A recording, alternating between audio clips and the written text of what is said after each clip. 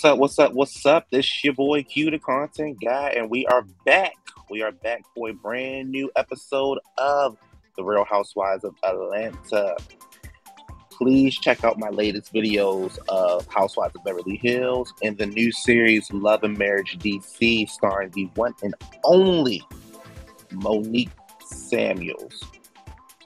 Check out those videos and other videos on my channel. Also, like, comment, and subscribe. So, let's go ahead and get this thing started. I don't like this music. Let's go ahead and get this thing started. So, this is episode 3, and things starting to happen. Let me just say that things are starting to happen. So the show pretty much opens up with Kenya. She's going to look at a space for her daughter Brooklyn's tea party, her 3rd birthday party. She wants to stay between 10 and 15,000. She really wants to stay under 10,000, but her budget is 10 to 15,000 for this party. She's talking to the party planner, and she's pretty much letting us know that her and Mark are going through the divorce.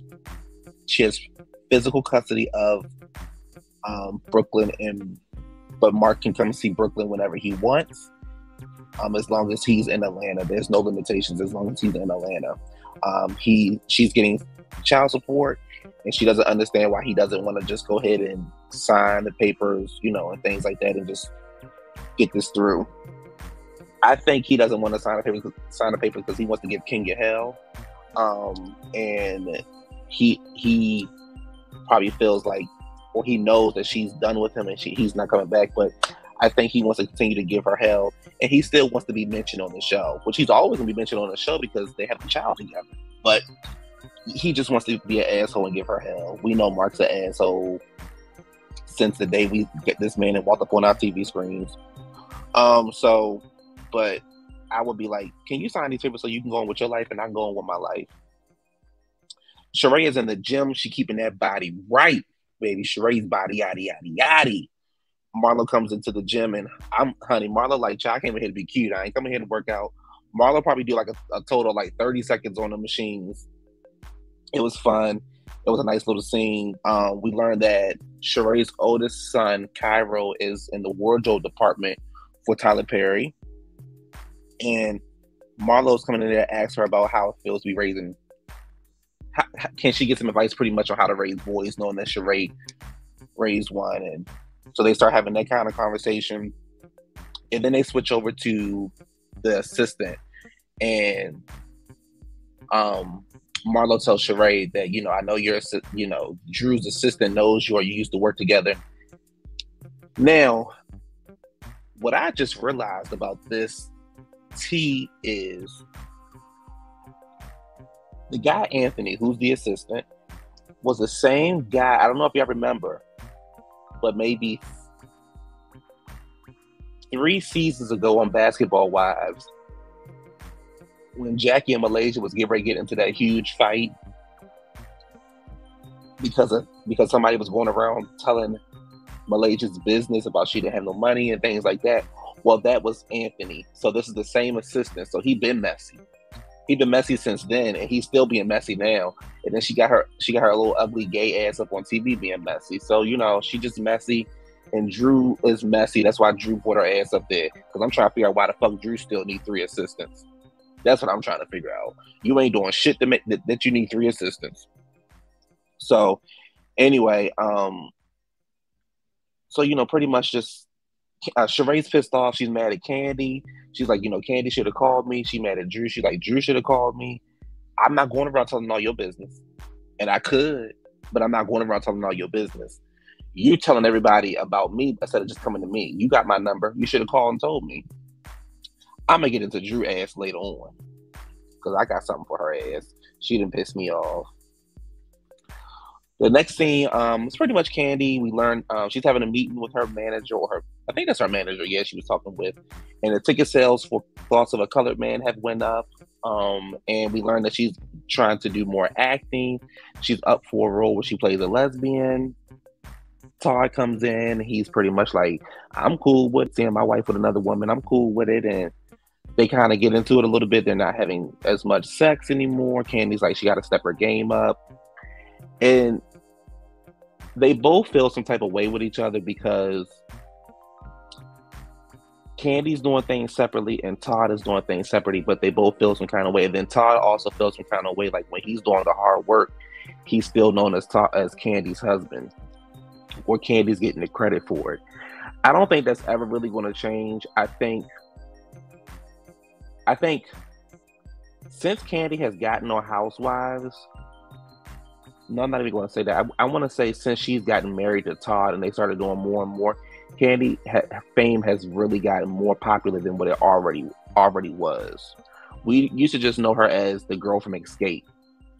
Then we just used to knew her from, the girl who wrote the hits. Now we know her as everything, and I think that when she leaves the show, she's going to be good. But I can understand where Todd coming from. Like, I'm putting the work in. Why am I not getting recognized for it? He's saying he doesn't resent her for it, but I don't think he resents her. I just think he resents the situation. Like, he wish he was getting some of that notoriety, which, could mean more calls and more projects. But yes, I could understand where he's coming from. So hopefully they'll get that together and work that out. But like I said, they don't really have anything else going on. And as much as I love Kandi, Kandi can really go. And make this your last season, but go out with a bang. Go out the way you want to go out. Don't get to the point where Bravo asks you to leave. Next up is Drew with her raggedy ass assistant. They're shopping for Brooklyn's birthday. They started to get into it, and again, like I told y'all last week, the easiest thing to say is Sheree ain't got no money. Sheree ain't got no money. It's been in the blogs forever. Sheree don't like to pay people. That's the easiest thing to come up with. Come up with something different that we already don't know. And how he set Sheree up with a vendor, and she owed a vendor $25,000, and he want his money, so he ain't talking to Sheree. I'm like, child, shut up.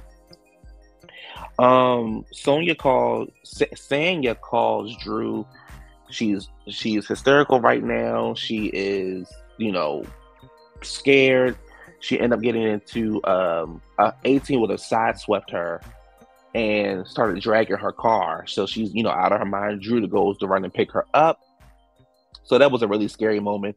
I can only imagine how she feels. I do not like riding next to 18-wheelers. I get nervous when I'm in a car with people who ride next to 18-wheelers. I always go past them. And I know, at least I know in the state of Maryland, you can go past them and not get in trouble. Like, you can speed past them and not get it like a ticket or anything like that. It's always a scary thing because it's an 18-wheeler. They can't see you. And I never understood people that speed up in front of an 18-wheeler and then slam brakes in front of them. Like, your car not gonna stop that 18-wheeler. So y'all just be careful with them 18-wheelers. They are a scary situation. Excuse me. It's the day of Brooklyn's party, and Brooklyn and Kenya are getting dressed. Brooklyn's so cute. Sheree is on the phone with Tyrone, letting him know that she'll be in New York next week. Is it possible that he can come and see her? They're going to be in New York next week for Kandi's play. And he said, we'll figure something out. Ross and Sanya are let us know that they started a chauffeur company before the pandemic and after he retired from football. But the business didn't do well like most businesses when the pandemic happened, so they had to rebuild. So it's good to see that he's doing other things outside of football and starting business and things like that. And I think being on this show is really going to help that out. The setup for the tea party is absolutely gorgeous. The party planner and Kenya did an amazing job with that. Sheree arrives at first and she's pretty much like, I'm not happy. And Kenya's like, don't say nothing until you get some food and drinks up in you, girl. Don't say nothing at all. We meet Monyetta, who is Neo's baby mama. So she's a friend of the show. She's Kandi's friend of the show. Everybody arrives. Everybody looks great. Kandi arrives late as usual. Child Kenya don't want to hear her excuses. She like, yeah, girl, whatever. Brooklyn makes her grand entrance. And they start, having a good time. And this is where I think Kenya made the mistake of doing this. And I understand you gotta get the party started. You gotta get the show, what we need. But I feel like this could have been done in a different environment. So they start to play a game about Brooklyn. So it's Brooklyn trivia. What's Brooklyn's middle name? When did she first talk? When did she first walk? Things like that. And then they start putting this box around this, like, put in a shady question about somebody you know. And it's like, okay, cool. But to me, it was the wrong time. It was the wrong time because this thing got messy quick. So Monyetta pulls out a card and she's pretty much, like, I got my implants. Everything else is natural except for my implants. And then Kandi pulls out a card, child. And the question says, Kandi was sucking dick in the locker room. So, child, they trying to figure out who they was like, was it an athlete? Child, was it before she met Todd, during Todd, yesterday? They like, child, we ain't surprised you done that sucking dick, girl. That ain't nothing shocking to us. But nobody will admit who wrote it and things like that, which I thought was kind of like, just say, because it's not a shock, Kandi a freak. So she said it wasn't true, and she was offended. And she wants to know who wrote it, but nobody stepped up. So Kenya's like, let's just move on to the next question. And the next question is about Late Archive, and Marlo and Kenya's have a little back and forth. Nothing serious, nothing too serious. But she pretty much is like, I went on what's how you say it, La Archive, whatever, Lee Archive, and I couldn't find anything. The website's not up. And Marlo's like, you got a special order and things like that. And then Kenya says, you said something about me using Lisa Ray's, something about me borrowing somebody's car. And Marlo's like, yes, Lisa Ray. And Kenya's like, I don't use, I don't know Lisa Ray like that. So let me take a drink of water, y'all. Hold on. So I'm surprised Lisa Ray hasn't said anything yet, but I think she'll probably say something soon because this is like the third or fourth time she's been mentioned on the show. So we'll see her response if it's true or not. But then everything they're arguing about is very, very superficial. She's like, well, you drive a used Rolls Royce. Marlo's like, no, I don't. I don't drive no used one. Don't, child, don't let Marlo don't, everything Marlo got, child, y'all know Marlo a scammer, honey. Her shit comes off the line. So, so, she's like, is that Chanel inspired outfit? It was a real quick little back and forth, nothing serious. Just a very surface argument as of right now. So, the next question is from Drew Messy, draggedy ass, talking about, Sheree doesn't pay her assistant, not paying her assistant. She said Anthony said you wasn't paying him, and that's why he had to cut ties. And Sheree's like, he never worked for me. Why would I pay for somebody that never worked for me? And they start having some back and forth. And every time Sheree started to talk, Drew was like, well, I don't know you. I'm trying to get to know you. And Sheree like, well, girl, like Sheree talking, then Drew, like I said, shit was irritating. So Sheree was like, girl, shut the fuck up. I'm trying to tell you something. And Drew was like, are you talking to me? Calm down. Why are you getting so hype? And Sheree was like, I'm trying to let you know, like, I'm not, don't play with me about that. Like, don't play with me about that. You don't know me. I don't know you. Don't play me about that. So then Sheree's friend, I forgot how you say her name. Sheree's friend said, is this the same guy that says your husband is gay? So Sheree like, well, hold on. Shh. Hold on. Don't say nothing. Be quiet. Because Sheree was like, I'm not trying to spread those things. Like, I'm being different than you. I'm not going around telling your business and everything like that. I'm trying to be a better person than you are. And she's like, well, no. And Drew irritates the fuck out of me. I'm telling y'all right now, Drew irritates me. She irritates the fuck out of me. So Drew's like, don't talk about my husband. Don't talk about my husband. You don't know. We ain't playing that now. Don't talk about my husband. And all of a sudden, the lady at the end of this white lady at the end of the table gets up and she's like, "This is a kid's party. This is a kid's party. This is ridiculous. I can't believe they're doing." I'm thinking to myself, "Girl, sit your white ass the fuck down somewhere, because you just had your ass. You just sat there at the fucking end of that table being messy with their asses the entire time. When you came in, you was on some bullshit. All of a sudden now it's a kid's party and your child is here. Like Marlo said, child, the kids ain't even by the fucking table. Girl, go on somewhere. Can you stop inviting your white friends? They don't get it." And then Sonya was like, "Girl, go on, lady. Go on. We don't Sanya. Go on, lady. We don't need you." Like, girl, go the fuck on that tight ass, ill-fitting dress you had on down there talking that bullshit. I can't stand when white people do that dumb shit. They want to hang with you, then when the shit get a little too hot. And this is a kid's party. Oh my God, this is a kid's party. Bitch. Get the fuck out of here. So Kenya trying to calm her down. She's like, "My child is here." Kenya was like, "Girl, go on now. Bye. Go on now. The fuck on out of here." So, we come back to them and Sheree's like, "Girl, you talking to Drew." She like, "Girl, you a ditzy bitch." And Drew's like, "Call me a bitch? Call me a bitch?" Sheree was like, "Yes, bitch." And Drew was like, "Bitch." I'm like, girl, Drew irritates me. So Kandi was like, "I told y'all we shouldn't have played this game." And I agree with Kandi. I was like, "Kandi, you messed up on this one. You know how these girls get, and you know they get rowdy. And you know Sheree Body Whitfield is with the motherfucking smoke. She don't give a fuck who you are."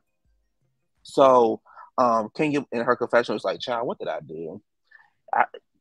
Pretty much saying like, "I knew I shouldn't have did this." So the game was supposed to be fun and shady, but it wasn't. Then they pretty much checked Drew about Sheree's friend, who was like, you